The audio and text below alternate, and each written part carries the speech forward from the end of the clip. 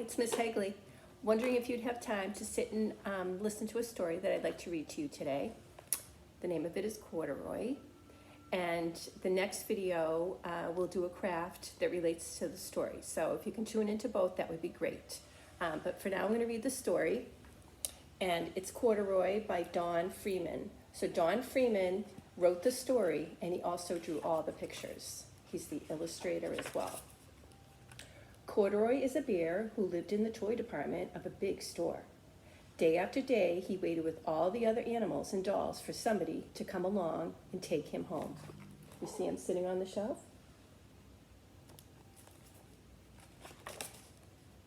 The store was always filled with shoppers buying all sorts of things, but no one ever seemed to want a small bear in green overalls.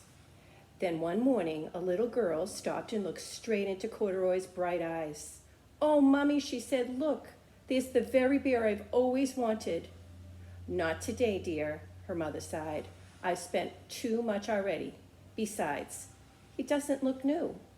He's lost the button to one of his shoulder straps." Can you see how he's missing a button? Right there.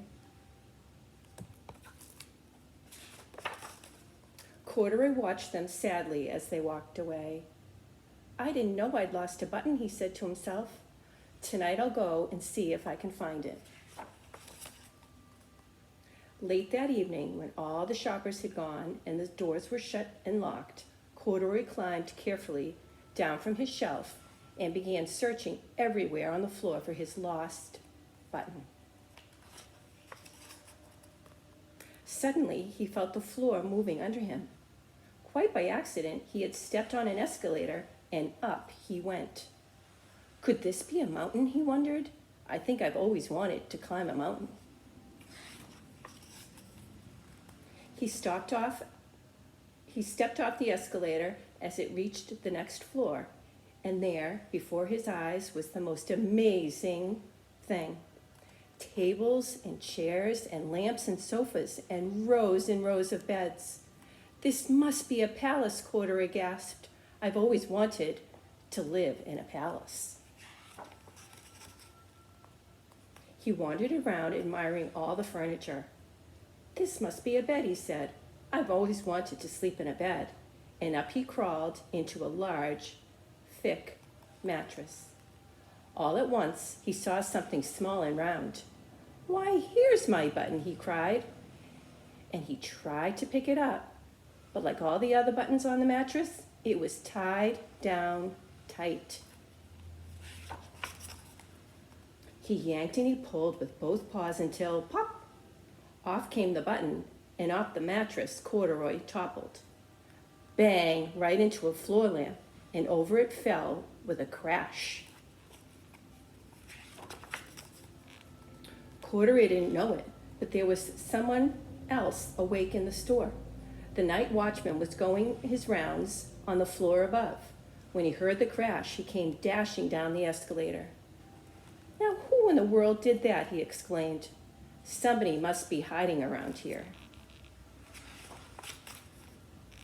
He flashed his light under and over all the sofas and the beds until he came to the biggest bed of all, and there he saw 2 fuzzy ears sticking up from under the cover. "Hello," he said. "How did you get upstairs?" The watchman tucked Corduroy under his arm and carried him down the escalator. He set him back on the shelf in the toy department with all the other animals and dolls. Corduroy was just waking up when the first customers came into the store in the morning. And there, looking at him with a wide, warm smile, was the same little girl he'd seen only the day before. "I'm Lisa," she said, "and you're going to be my very own bear.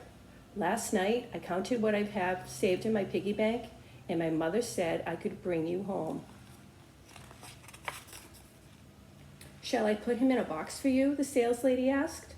"Oh, no, thank you," Lisa answered, and she carried Corduroy home in her arms. She ran all the way up 4 flights of stairs into the family's apartment and straight to her own room. Corduroy blinked. There was a chair and a chest of drawers, and alongside a girl-sized bed stood a little bed, just the right size for him. The room was small, nothing like the enormous palace in the department store. "This must be home," he said.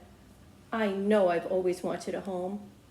Lisa sat down with Corduroy on her lap and began to sew a button on his overalls. "I like you the way you are," she said, "but you'll be more comfortable with your shoulder strap fastened."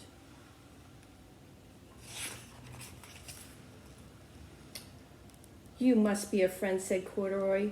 "I've always wanted a friend." "Me too," said Lisa, and gave him a big hug. Look at how happy he looks. He's so happy with her. So that's our story for today. I'm glad you could sit and join me. So if you want to do the craft that I have that relates right to the story, join me in the next video, okay? Hope you're doing good. Stay happy, all right? See you soon. Bye-bye.